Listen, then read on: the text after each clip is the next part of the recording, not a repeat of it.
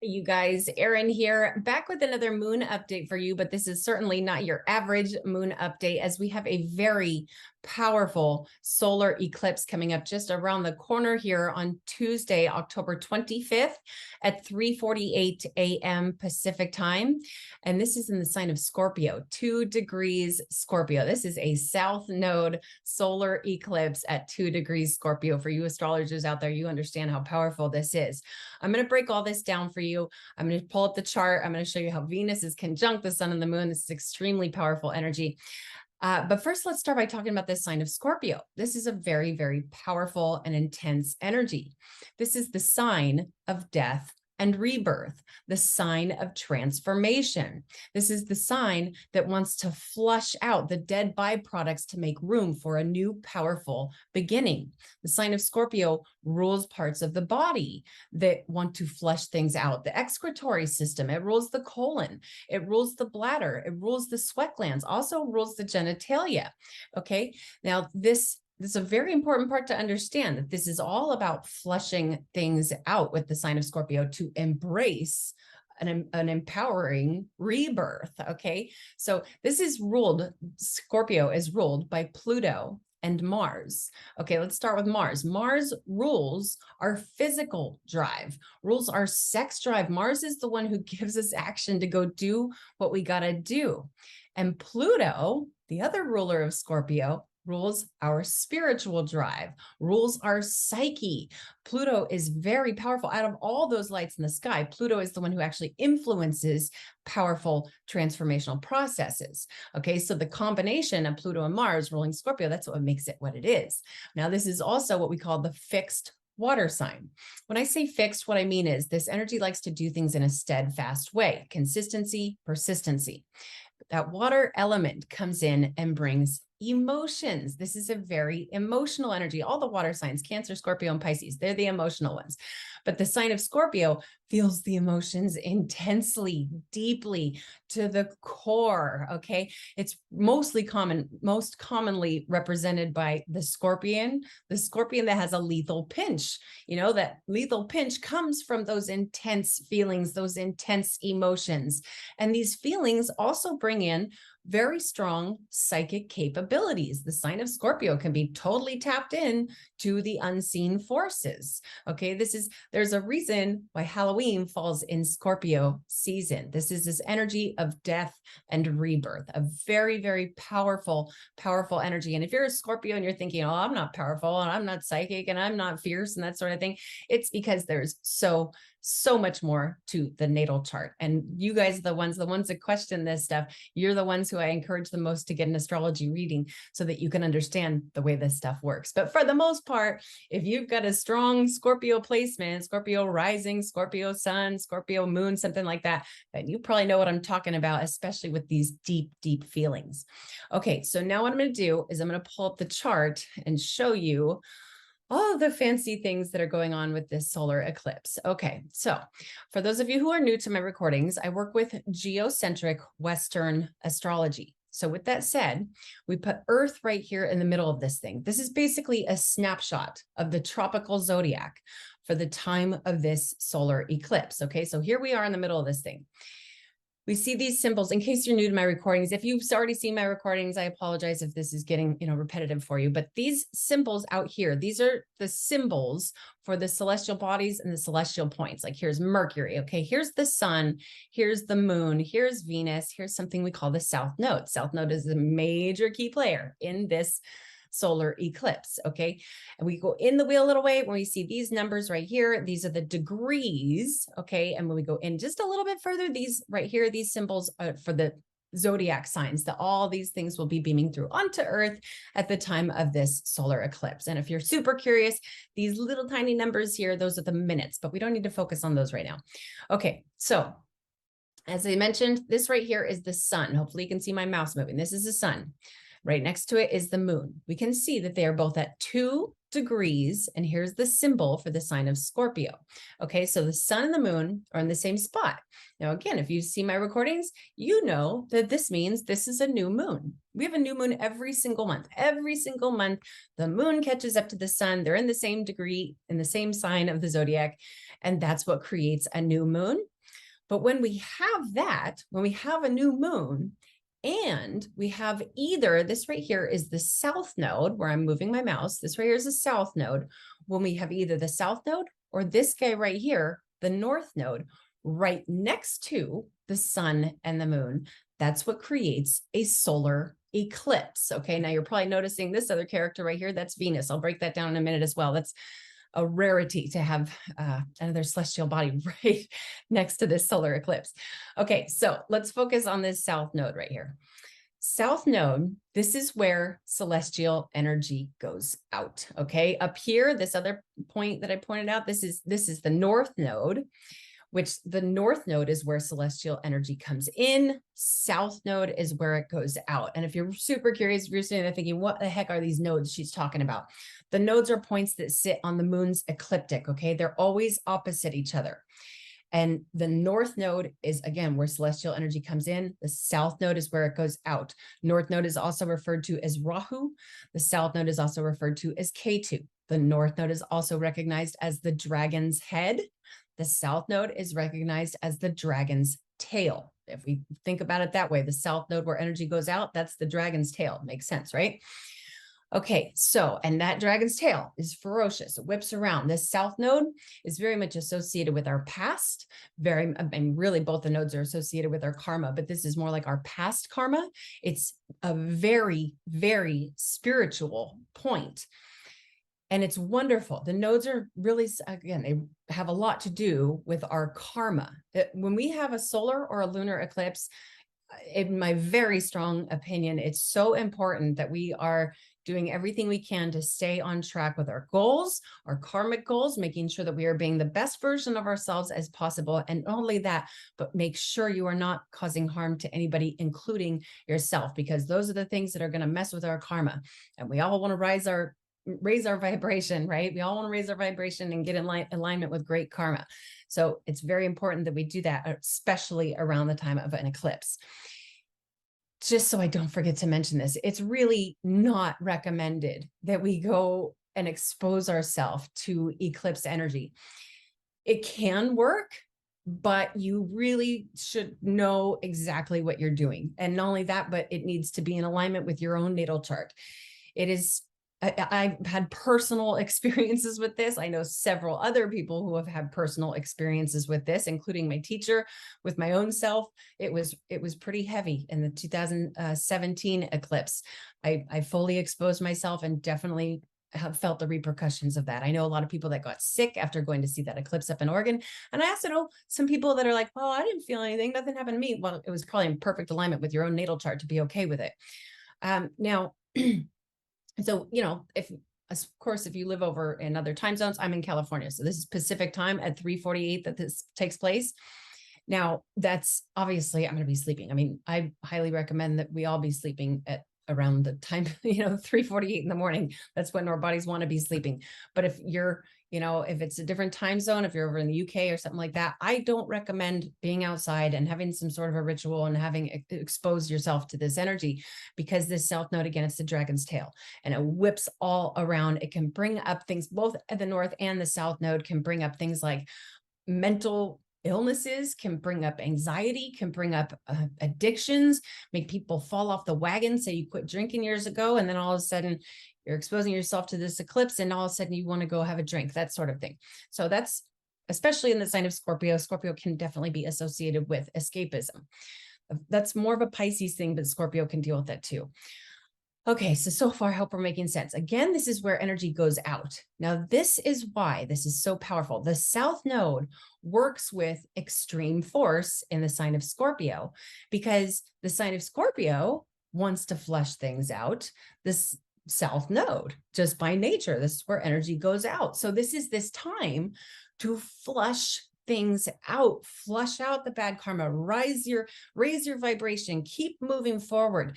And again, this is a very spiritual energy as well. And I understand not everybody is, tapped into spiritual practices and that sort of thing. And that's perfectly okay. But just recognize this is for those of you who are on a, pretty serious spiritual journey right now. This is a time, not necessarily just at the time of the eclipse, but really the days surrounding it. Mostly, I would say that October 25th, 26th, and even the first half of October 27th. We're just tapped into psychic energies. South node can be associated with psychic energies. So some kind of sign of Scorpio. So we're all tapped in there. Okay. Now, where was I? Where was I going with this? Okay, let's get into Venus. Let's just jump into Venus. This right here is Venus. Now, Venus is the influencer of love, the influencer of relationships, the influencer of what we're attracted to. Venus can also have a big influence on the flow of our currency. Talking about our money here, Venus can have a strong influence on the flow of our income. Okay. And this is, again, energy that's going out. Okay. So this is very, very interesting. I know a lot of people are definitely financially struggling right now. And, in my own opinion, for most people, this is something that's going to pass, especially if we're focused on achieving our goals and being the best version of ourselves that we can. Okay, but Venus also has a lot to do with beauty, has a lot to do with things like poetry. So, if all of a sudden you're feeling like you're not so beautiful, all of a sudden you got pimples on your face, which, by the way, since Scorpio can be associated with things like pimples on the face, that's got to do with toxic buildup. But Venus, this south node right next to Venus, it pulls out that Venetian energy. Okay, so this will pass. Just keep focusing on the good things. Maybe you're a poet and your poetry isn't so lovely, or maybe your relationship is not feeling so wonderful. Not only that, but there's an inconjunct over to Jupiter. People could be feeling like they've lost their faith.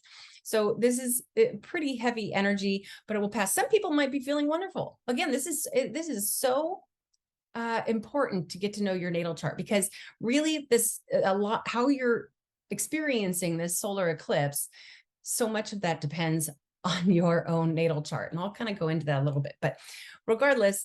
All right. Now, Venus struggles in the sign of Scorpio. Venus rules the opposite sign of Scorpio. Over here, Venus rules Taurus. So she's in the opposite sign of one of the places where she rules. Okay, so she struggles here. She's debilitated. She has a hard time in Scorpio.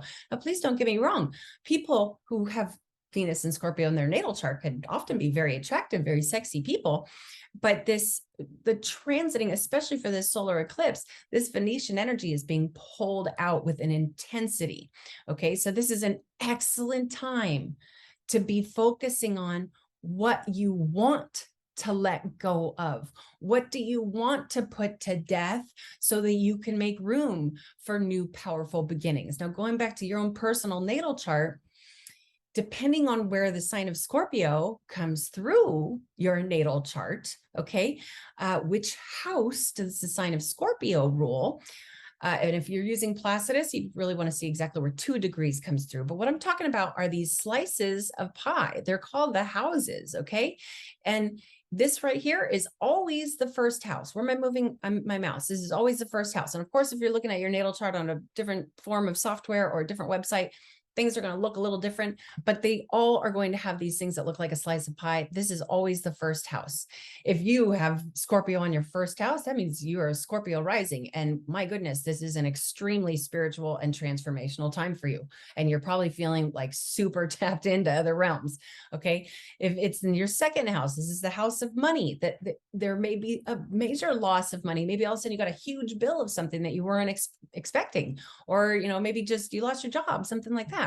The third house, this is the house of communication. If it's in your third house, then there may be something going on with your communication skills. Third house can also have to do with siblings, can also have to do with mental function.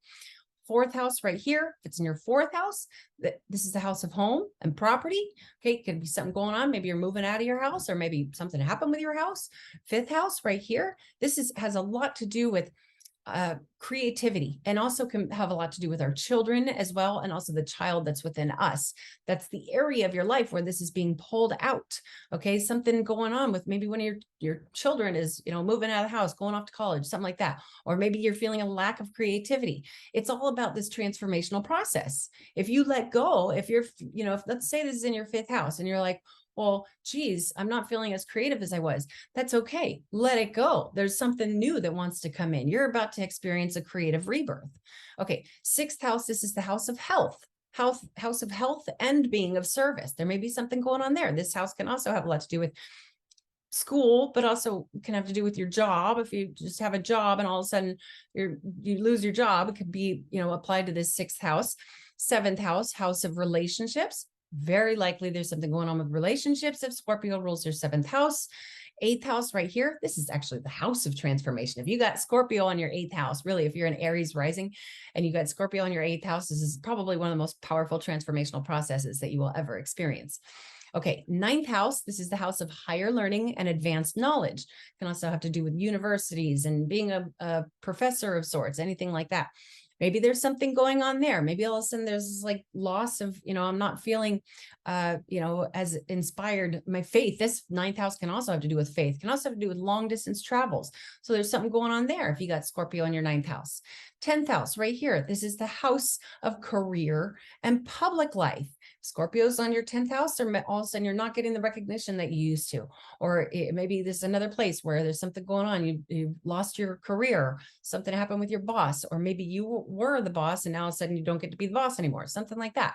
11th house. This is the house of associates and hopes and wishes.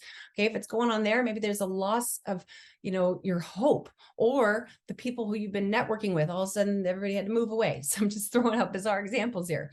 12th house. This is the house of karma. Okay. This is in your 12th house. This is very, very powerful placement. This is a time to release the karma stuff that, you know, especially this is fixed energy as well. Like I said, Scorpio is a fixed water sign. So this karma that is fixed in your life, this is the ultimate time to let that karma go. You did your work to rise above it. Let it go. Okay. So I just wanted to throw that out there. I don't normally go into that much detail, but since this is a solar eclipse, and not only that, but I may not be able to have time to get you guys a video for the total lunar eclipse flowing up in 2 weeks here, because I will be I'm going to be out traveling. Okay. So another thing I wanted to make sure and mention is that a lot of people will be like, oh, well, October 25th came in and nothing happened to me. I don't understand. Like, this eclipse stuff is nonsense. Well, here's the deal. We're technically already in eclipse season. Eclipse season really starts 2 weeks before the first eclipse. Okay, so we're already in eclipse season. There already is this stuff going on. I know a lot of people are having relationship issues going on. So we're already in eclipse season, and we're going to have this eclipse. 2 weeks after that, we're going to have another eclipse. Okay, a lunar eclipse. And for 4 weeks after that, we are still considered in eclipse season. So it's within that time usually, but there's more to it. There's trigger points in the chart that will be approximately 90 days after either eclipse, but really, let's just stick with this eclipse for now. Approximately 90 days after this eclipse, that's when all of a sudden something might vanish from your life. Like, wait a minute here, a loss of sorts. Or approximately 180 days after this eclipse. Okay, and those are due to aspects. I don't want to go into too much detail on that because some people will just lose interest. Okay. Now, another thing I want to point out is that you can see right here, this eclipse is happening in the 3rd house right here. Now, this is based on my location. Okay. I'm in Santa Cruz, California. That's where this is. If you're over at any other part of the world, it could be in any other part of this chart, really. This is based on location. Okay. So don't pay too much attention to the houses with this chart. It's most important that you look at your own natal chart and look for this symbol for the sign of Scorpio in your natal chart. And that you will see that slice of pie, that area of your life is where this is mostly affecting. Okay, so that was a lot. Now, briefly, I wanted to touch on a couple of these aspects. I'm not going to go into too much of these because, again, I try not to make this too long. Over here is Jupiter, still in retrograde, burning up at 0 degrees Aries, super fiery hot. Jupiter has a huge influence on our liver. I've said this in previous videos. It's really important that we're taking care of our livers right now, as Jupiter is in this very fiery hot sign of Aries and in retrograde. And not only that, but Jupiter has a huge influence on faith, okay? Jupiter's kind of like the ruler of faith. And these brown lines that are going from Jupiter down to this sun and moon, this is called inconjunct. And it's basically like they can't see each other. It's a blind spot. That Jupiter over here, the great benefic, Jupiter brings abundance and luck and wisdom and philosophy and long distance travel. And Jupiter's, not to say Jupiter can do some harsh things too, but for the most part, Jupiter is considered this very, very wonderful energy. And the sun and the moon and Jupiter, they can't see each other. So this definitely could be, people could be feeling very uncomfortable, like they lost their faith, especially if there's something going, a major loss in their life. Okay, but this will pass. Again, it is so important to realize that we are all going through this very, very powerful transformational process. Okay, now I hope I made sense of all that. One more thing I'm going to mention here, that this is kind of on a lighter note. So this right here is Mercury going through 22 degrees Libra. I happen to really enjoy Mercury in Libra because Mercury rules our conscious awareness, okay, our mind. And in the sign of Libra, Libra is like the sign of balance. Not only that, but it's an air sign. Mercury does pretty well in air signs. So Mercury's kind of working with some fair balance here. Moreover, this up here is Mars in Gemini. This right here is a symbol for Gemini, which Mars in Gemini is it's a little silly because Mars, as I mentioned earlier, Mars is one of Scorpio's rulers. So Mars is very important in this solar eclipse, but Mars is our physical drive. He wants to penetrate. He wants to move forward. He's like this cardinal forceful energy. He's going through the sign of Gemini all the way till March. He's going to hit retrograde here soon. But this Gemini energy is the sign of duality. Okay, it's the twins. And so Mars is like, wait, which way do I go? I don't know which way to go. It could be very like excitable energy and a fun energy and very active energy. But Mars, it doesn't get to be as direct as he wants to. Regardless, what's happening here, we see this blue line going between Mercury in Libra up to Mars in Gemini. They're harmonizing. Mars and Mercury are harmonizing together. Our physical, the influence from the heavens is having this, we're having this experience where our physical drive is harmonizing with the conscious awareness. Okay, but there's more to it. This right here is Saturn going through the sign of Aquarius. Now, Saturn is, he's the discipliner. Saturn makes the rules. Saturn is very strict, okay? But he's going through the sign of Aquarius, which he rules Aquarius. He really enjoys being in Aquarius because he's in his own home and he functions the way he wants to here. This has a lot to do there's pros and cons to this, of course, but this has a lot to do with the people gathering together, building groups of humanitarian groups, that sort of thing, and getting structured. And there's all kinds of things that can go on us, but I don't want to get too carried away.